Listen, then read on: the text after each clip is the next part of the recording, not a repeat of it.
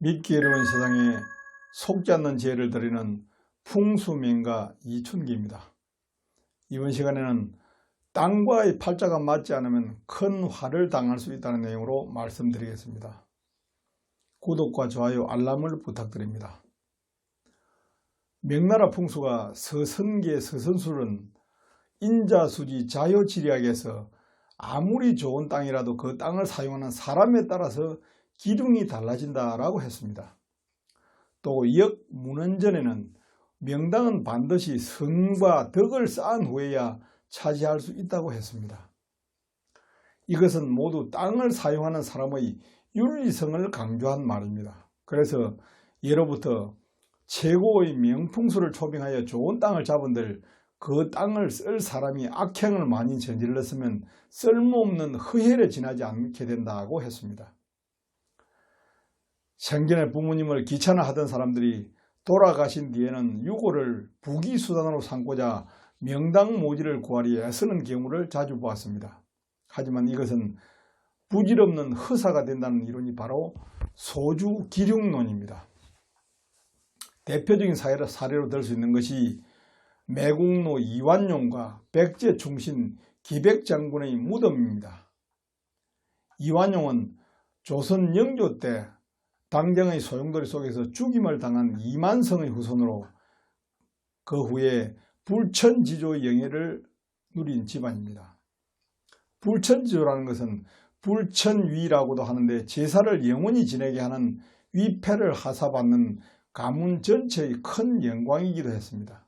그러나 1907년 정미 7조약에 적극적으로 가담한 후에 썩난 민중들이 이완용의 집을 불태웠고 조상의 불천이 위패까지 불탑을 해서 최대의 치욕을 당하였습니다.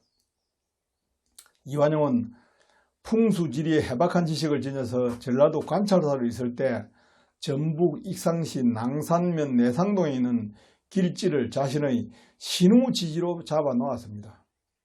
1925년 이완용이 죽자 비밀리에 묻혔고 무덤 소재지는 소문만 무성할 뿐 폐모가 될 때까지 50년 동안 철저하게 비밀이 유지되었습니다. 이 묘지를 직관들은 태조산이 동시에 조산 노릇을 하면서 무덤 앞쪽에 위치하는 회룡 고조회로에 속하는 명당이라고 합니다. 이완용은 이런 천하의 명당을 찾아 묻혔지만도 50년 만에 땅은 그를 쫓아냈습니다. 그 이후로는 결국 자신으로 인해 엄청난 고통을 받고 조상을 원망하며 살았던 후손들에 의해서 강물에 뿌려지고 말았습니다. 당시 후손들의 심정이 어떠했을 것인지 충분히 짐작할 수가 있습니다. 이완용의 묘에는 값비싼 부장품이 많고 묘비가 아주 값비싼 돌로 만들어졌을 거라는 소문 때문에 당시 석공들 사이에서 현상금이 붙었다고 합니다. 이완용의 무덤은 아카시아 나무가 수없이 무덤을 향해 뻗쳐 들어와 끈질긴 제거 작업에도 나무 뿌리는 더욱더 깊숙이 뿌리를 박아서 끝내는 제거 작업이 불가능했다고 합니다. 그래서 결국 1979년 4월 달에 정손자들에 의해서 묘는 파헤쳐지고 유골은 화장되어 인근 장암천에 뿌려졌습니다. 관은 가죽나무에 오치를 입혔고 횟가루로 둘러싸여 그대로 보존되어 있었으며 관뚜껑에는 조선 총독부 중추원 부의장 정의위 대훈이 후작 우공 20지구라고 쓰여 있었고 현재 원광대 박물관의 뚜껑만 소장되어 있습니다. 폐묘 현장에는 경찰관과 궁금한 구행꾼들이 많이 몰렸으나 막상 관 뚜껑을 열어보니 시신을 뒤감은 잡초 뿌리가 가득하였고 간복과 평상복 서너벌 그리고 행적을 기록한 지석뿐이었다고 합니다. 땅이 영험한 것은 관 전체를 매우 두꺼운 횟가루청으로 돌처럼 만들어서 관 속에 잡초 뿌리가 가득 자란다는 것입니다. 당시의 건세로는 금송아지라도 넣을 수 있었지만도 고작 입던 옷 몇 벌밖에 가져가지 못했습니다. 그리고 시인들의 손가락질을 못 이긴 후손은 폐묘 후에 이민을 갔다고 합니다. 이것은 큰 죄를 짓고 덕을 쌓지 않은 사람에게는 하늘도 땅도 편히 실자리를 내어주지 않는다는 땅의 영험한 진리를 보여주는 사례입니다.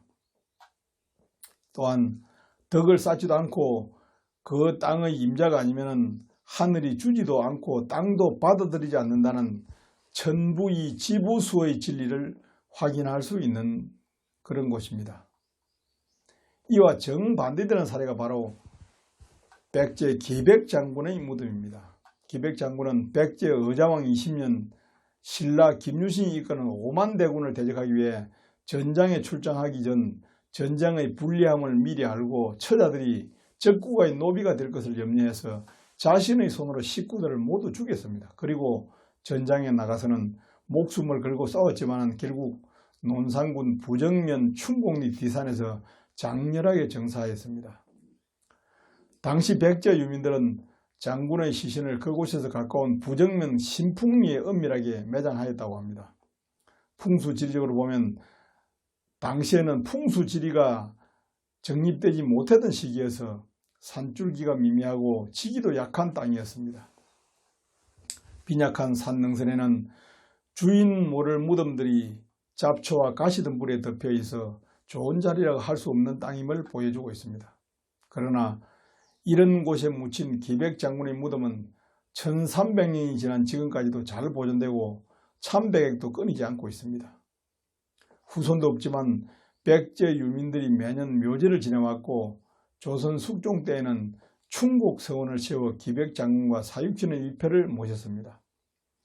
이와 같이 기백장군은 자신의 삶과 충절로 후세에 신금을 울려 1000년도 훨씬 지난 세월 동안 잘 보존되고 있습니다. 또 근래 들어서는 성역화 사업으로 묘지를 단장함으로써 앞으로 수천 년 동안 잘 보존되고 그 충절은 빛을 발할 것입니다. 이 두 무덤 땅이 국민들에게 주는 풍수적 교훈은 참으로 크다고 할 수가 있습니다. 개인주의와 출세지향주의가 만연하고 있는 현대사회에서 남의 가슴에 못 박는 일만은 하지 말아야 하는 것임을 땅이 가르쳐주고 있습니다. 감사합니다.